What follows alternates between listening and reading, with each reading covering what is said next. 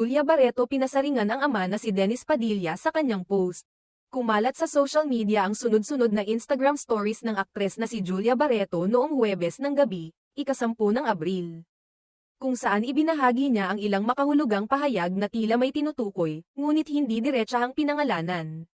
Sa kanyang mga post, 3 quote cards ang kanyang isinapubliko na nagmula sa Instagram account ng isang kilalang konsultant na si Anthony Bompiani. Ang mga mensaheng laman ng mga ito ay pumapatungkol sa mga narcissistic na magulang, isang termino na karaniwang ginagamit upang ilarawan ang mga taong labis ang pagpapahalaga sa sarili at imahe. Kahit kapalit ang damdamin o kapakanan ng iba, partikular na ng kanilang mga anak.